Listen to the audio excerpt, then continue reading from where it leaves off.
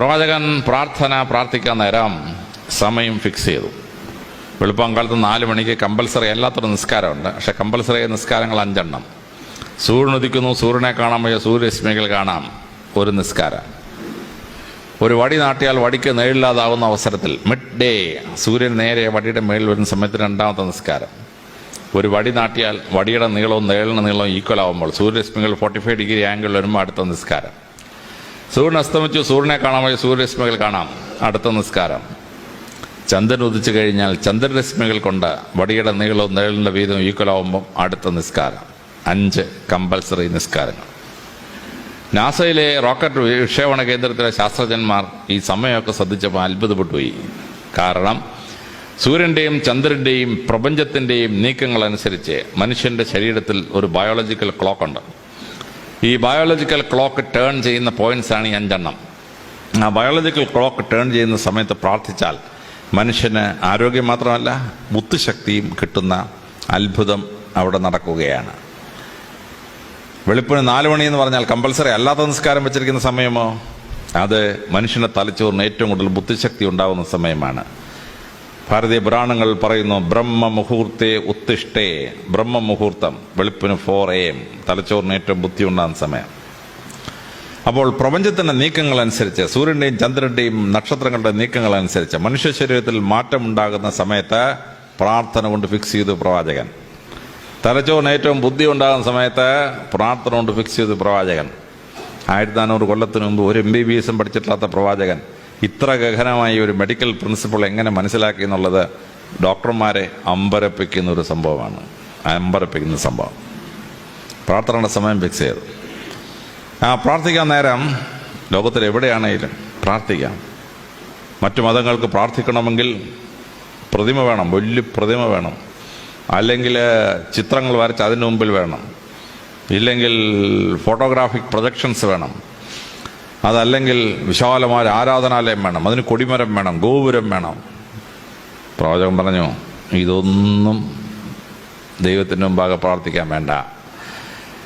ഒരു വിഗ്രഹം ഉണ്ടാക്കണ്ട, ഒരു ചിത്രവും വരയ്ക്കണ്ട, ഒരു രൂപവും പ്രൊജക്റ്റ് ചെയ്യണ്ട, ദേവാലയത്തിന് ഗോപുരം വേണ്ട, ദേവാലയത്തിന് കൊടിമരവും വേണ്ട. എനിവേർ യു ക്യാൻ പ്രേ. നിങ്ങളും ദൈവവും തമ്മിൽ ഒരു തടസ്സവും വേണ്ട. ഞങ്ങളെപ്പോൾ ആളുകൾ ട്രെയിനിൽ യാത്ര ചെയ്യുമ്പോൾ ഞങ്ങൾക്ക് മനസ്സിന് കുളിർമ ഉണ്ടാകുന്ന അനുഭവമുണ്ട്. പെട്ടെന്ന് വാങ്ക് വിളിക്കും. വാങ്ക് വിളിച്ചു കഴിഞ്ഞാൽ ട്രെയിനിൽ യാത്ര ചെയ്യുന്ന മുസ്ലിങ്ങൾ പെട്ടെന്ന് നടുക്കോട്ട് വന്ന് മുട്ടുകുത്തി ഒരു നിസ്കാരം, ചെറിയൊരു തോർത്ത് വിരിച്ച് ഒരൊറ്റ നിസ്കാരം. മറ്റുള്ള മതക്കാർക്ക് പരസ്യമായി പ്രാർത്ഥിക്കാൻ എന്തൊരു നാണക്കേടാണ്. മുസ്ലിങ്ങൾക്ക് പ്രശ്നമില്ല. ഓടുന്ന ട്രെയിനിൽ മുട്ടുകുത്തി നിസ്കരിക്കുന്ന മുസ്ലിമിനെ കാണുമ്പോൾ മനസ്സിൽ വളരെ സന്തോഷമുണ്ടാവും. ഈശ്വരനോട് പ്രാർത്ഥിക്കാൻ ഒരു തടസ്സവും വേണ്ട, ഒരു മീഡിയവും വേണ്ട, ഒരു പ്രതിമയും വേണ്ട, ഒരു ചിത്രവും വേണ്ട. യു ക്യാൻ പ്രേ. ഇത് പ്രാർത്ഥനയുടെ വലിയ അത്ഭുതമാണ്. പരിശുദ്ധ പ്രവാചകൻ മനുഷ്യൻ്റെ പ്രാർത്ഥന അവൻ്റെ ജീവിത സാഹചര്യവുമായും പ്രപഞ്ചത്തിൻ്റെ സത്യവുമായും കൂട്ടി യോജിപ്പിച്ചു എന്നുള്ളതാണ് അതിഗംഭീരമായ പ്രാർത്ഥന. ആ പ്രാർത്ഥനയുടെ ഭാഗമായിട്ട് പരിശുദ്ധ പ്രവാചകൻ 3ാമതൊരു സിസ്റ്റം ഉണ്ടാക്കി. അതാണ് നോമ്പ് അല്ലെങ്കിൽ ഉപവാസം എന്ന് പറയുന്നത്. മറ്റു മതങ്ങൾക്കൊക്കെ ഉപവാസമാണ്. ഉപവാസം എന്ന് പറഞ്ഞാൽ ലെസർ ലൈഫ്, പൂർണ്ണതയില്ലാത്ത ജീവിതം എന്നാണ് ഉപവാസം എന്ന വാക്കിൻ്റെ അർത്ഥം. പ്രവാചകന് ഉപവാസം എന്നുള്ള വാക്കെടുത്തില്ല, പ്രവാചകൻ നോമ്പ് എന്ന വാക്കെടുത്തു. ആ നോമ്പിന് ക്ലാസിക്കൽ അറബിയിൽ രോഗങ്ങളെ സൗഖ്യമാക്കുന്ന കാലം എന്നാണ് അർത്ഥം. എന്നാൽ കൊളോക്കിയൽ അറബിയിൽ വെയിലത്ത് നിന്ന് തണലത്തേക്ക് മാറി നിൽക്കുന്ന അവസ്ഥ എന്നാണ് ആ വാക്കിൻ്റെ അർത്ഥം. അപ്പോൾ ക്ലാസിക്കൽ അറബിയിലാണെങ്കിലും കൊളോക്കിയൽ അറബിയിലാണെങ്കിലും ആ നോമ്പെന്ന വാക്കിന് ഭയങ്കര അർത്ഥമുള്ളൊരു വാക്കാണ്. അപ്പോൾ മറ്റു മതങ്ങൾ പറഞ്ഞു ഇറച്ചി തിന്നരുത്, മീൻ തിന്നരുത് എന്നൊക്കെ പറഞ്ഞു. പരിശുദ്ധ പ്രവാചകൻ പറഞ്ഞു, നിങ്ങൾ തിന്നുന്ന ആഹാരത്തിലല്ല പ്രശ്നം. നിങ്ങൾ 12 മണിക്കൂർ സൂര്യൻ ഉദിച്ച് സൂര്യസ്തമിക്കുന്ന കാലം വരെ പട്ടിണിയിരിക്കണം. ഒന്നും വെള്ളം പോലും അകത്തോട്ട് പോകരുത്. അങ്ങനെ നോമ്പ് അനുഷ്ഠിക്കണം. മറ്റു പല മതക്കാരും മുസ്ലിങ്ങളെ കളിയാക്കാൻ തുടങ്ങി. ഇതെന്തൊരു നോമ്പപ്പ, 12 മണിക്കൂർ പട്ടിണി ഇരിക്കുക, പിന്നെ ബിരിയാണി അടിച്ച് കയറ്റുക, ഇതെന്തൊരു നോമ്പെന്ന്. പക്ഷേ ഇതിൻ്റെ രഹസ്യം എന്താണെന്ന് കണ്ടുപിടിച്ചത് അമേരിക്കയിലെ റോക്കറ്റ് വിക്ഷേപണ കേന്ദ്രത്തിലെ ശാസ്ത്രജ്ഞന്മാരാണ്. ഈ റോക്കറ്റിൽ പോകുന്ന സമയത്ത് വെയ്റ്റ്ലെസ്നെസ് ആണ്, ഗ്രാവിറ്റി ഇല്ലല്ലോ. അതുകൊണ്ട് മനുഷ്യൻ ഇങ്ങനെ ഒഴുകി നടക്കും. നമുക്ക് ഇരുന്നൊരു മേശപ്പുറത്ത് നിന്ന് ആഹാരം കഴിക്കാൻ പറ്റില്ല. കാര്യം ആഹാരം ഇങ്ങോട്ട് എടുത്ത ഉടനെ ആഹാരം പറന്നങ്ങ് പോകും. അതുകൊണ്ട് റോക്കറ്റിൽ പോകുന്ന ആളുകൾക്ക് ഈ ആഹാരം ഒരു കുഴലിനകത്ത് ഇതിനകത്ത് നിറച്ചിട്ട് കുഴലിനകത്ത് കയറ്റി ഞെക്കി ഞെക്കി ഞെക്കി വായിക്കകത്താക്കി ഭക്ഷിക്കണം. അപ്പോൾ ഈ യന്ത്രത്തിനെങ്കിലും എന്തെങ്കിലും കേട് വന്നാൽ ഈ ആള് പട്ടിണി കിടന്ന് മരിച്ചു പോകും റോക്കറ്റിനകത്ത്. അപ്പോൾ അങ്ങനെ പട്ടിണി കിടക്കേണ്ടി വന്നാൽ എന്ത് സംഭവിക്കും? ഇത് അമേരിക്കയിലെ ശാസ്ത്രജ്ഞന്മാർ ഗവേഷണം നടത്തി. അപ്പോഴാണ് അത്ഭുതകരമായ ഒരു രഹസ്യം കണ്ടെത്തിയത്. 11.5 മണിക്കൂർ ഒരു മനുഷ്യൻ പട്ടിണി ഇരുന്ന് കഴിഞ്ഞാൽ അവൻ്റെ തലച്ചോറ് കുടലിലേക്കൊരു സന്ദേശം അയക്കും. കാരണം ഈ ആൾ പട്ടിണി കിടന്ന് മരിക്കാൻ പോവുകയാണെന്നും തലച്ചോറ് തെറ്റിദ്ധരിച്ച ശേഷം ഒരു മെസ്സേജ് കുടലിലോട്ട് കൊടുക്കും, ഇവൻ ചാവാൻ പോവാണ്, അതുകൊണ്ട് ഇവനെ രക്ഷിക്കണം. അപ്പോൾ കുടലിൻ്റെ ഇന്നർ ലൈനിങ് പെരിറ്റോണിയം എന്ന് പറയും. ആ പെരിറ്റോണിയത്തിനകത്ത് കണ്ണുകൊണ്ട് കാണാൻ പറ്റത്തില്ല, പക്ഷേ മൈക്രോസ്കോപ്പിക് ക്രാക്ക് വീഴും. എന്നിട്ട് അതിനകത്തൂടെ കുടലിനകത്തോട്ടൊരു എൻസൈം ഊർന്നിറങ്ങും. അത് ശരീരം വലിച്ചെടുത്ത് കഴിഞ്ഞാൽ ശരീരത്തിന് അത്ഭുതകരമായ ശക്തിയും അത്ഭുതകരമായ ഓട്ടോ ഇമ്മ്യൂൺ കപ്പാസിറ്റി, രോഗപ്രതിരോധ ശക്തി വർദ്ധിക്കുന്ന ഒരു ഫിനോമിനൻ ശരീരത്തിലുണ്ടാവും. 11.5 മണിക്കൂർ പട്ടിണിയെ പറ്റുള്ളൂ. അതുവരെ അതിനിടയ്ക്ക് ഒരു ഗ്ലാസ് വെള്ളം കുടിച്ചാൽ പോയി. അപ്പോൾ അങ്ങനെ 11 മണിക്കൂർ പട്ടിണി ഇരിക്കുമ്പോൾ സംഭവിക്കുന്ന ഈ അത്ഭുതം അമേരിക്കൻ ശാസ്ത്രജ്ഞന്മാർ കണ്ടെത്തി.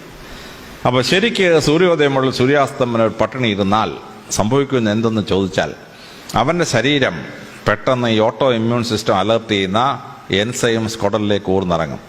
അത് വലിച്ചെടുത്ത് കഴിഞ്ഞാൽ ആ മനുഷ്യന് രോഗപ്രതിരോധ ശക്തി വർദ്ധിക്കുകയും ഓർഡിനറി ഇൻഫെക്ഷൻസ് തടയാനുള്ള കപ്പാസിറ്റി കിട്ടുകയും ചെയ്യും.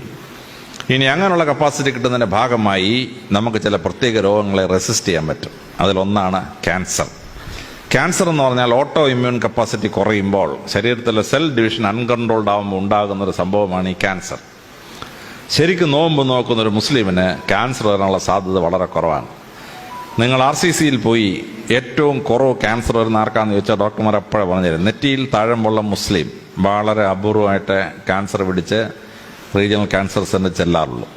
ഹെറിഡിറ്ററി ക്യാൻസർ ഉണ്ട്, തടയാൻ പറ്റത്തില്ല. അപ്പനും വല്യപ്പനും എല്ലാം ഒരേ ക്യാൻസർ വരികയാണെങ്കിൽ, സ്ത്രീകളുടെ പല തലമുറ ബ്രസ്റ്റ് ക്യാൻസർ വന്നുകൊണ്ടിരിക്കുന്ന തലമുറയാണെങ്കിൽ ആ ഹെറിഡിറ്ററി ക്യാൻസർ വരും. അല്ലാതെ ജീവിതചര്യ കൊണ്ടുണ്ടാകുന്ന ക്യാൻസറുകളുണ്ടല്ലോ, ആ ക്യാൻസർ വളരെ അപൂർവമായിട്ട് നെറ്റിയിൽ തഴമ്പുള്ള നോമ്പ് നോക്കുന്ന ഒരു മുസ്ലിമിന് വരികയുള്ളൂ.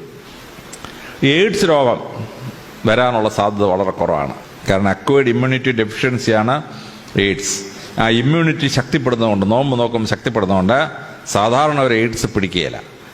എന്ന് പറഞ്ഞ് മോശം പെണ്ണുങ്ങളോടൊക്കെ പോയാൽ പിടിക്കുകയോ അത് വേറെ കാര്യമെങ്കിലും, ഈ അല്ലാതുള്ള എയ്ഡ്സ് ഉണ്ട്, ഈ ഇമ്മ്യൂണിറ്റി കുറഞ്ഞുണ്ടാകുന്ന എയ്ഡ്സ്, ആ എയ്ഡ്സ് ഉണ്ടാവില്ല നോമ്പ് നോക്കുന്ന ഒരു മുസ്ലിമിന്.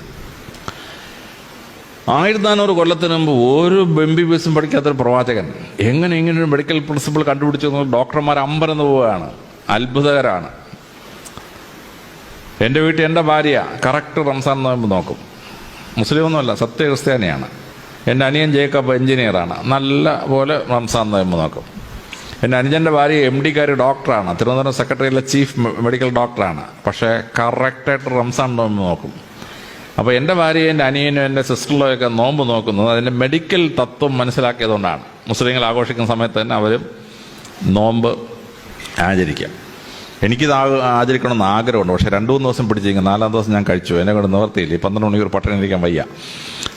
പക്ഷേ അതിൻ്റെ മെഡിക്കൽ പ്രിൻസിപ്പിള് വളരെ ശ്രേഷ്ഠമാണ്. ഒരുപാട് ഹിന്ദുക്കളും മുസ്ലിങ്ങളും റംസാൻ നോമ്പ് നോക്കുന്നുണ്ട്. അതിൻ്റെ മെഡിക്കൽ പ്രിൻസിപ്പിൾ മനസ്സിലാക്കിയിട്ട് നടക്കുന്നൊരു സംഭവമാണ്. അപ്പോൾ പ്രാർത്ഥനയുടെ ഭാഗമായി നോമ്പ് ഫിക്സ് ചെയ്തപ്പോൾ പരിശുദ്ധ പ്രവാചകൻ അത്ഭുതകരമായൊരു പ്രിൻസിപ്പിൾ അതിൻ്റെ ഭാഗമായി ചേർത്ത് നമുക്ക് തന്നിരിക്കുകയാണ്. ഈശ്വരവിശ്വാസവും പ്രാർത്ഥനയും വളരെ സിംപിളിസ്റ്റിക്കായി മനുഷ്യനും ദൈവവും തമ്മിലുള്ള ബന്ധമായി വ്യാഖ്യാനിച്ച് വിപ്ലവകരമായ മാറ്റം വരുത്തി പ്രവാചകൻ. വ്യത്യസ്തത നിറഞ്ഞ ഇത്തരം പ്രഭാഷണങ്ങൾ തുടർന്നും നിങ്ങൾക്ക് ലഭിക്കാൻ ഇസ്ലാമിക് സ്പീച്ച് എന്ന ഈ ഫേസ്ബുക്ക് പേജ് ലൈക്ക് ചെയ്ത് ഫോളോ ചെയ്യുക.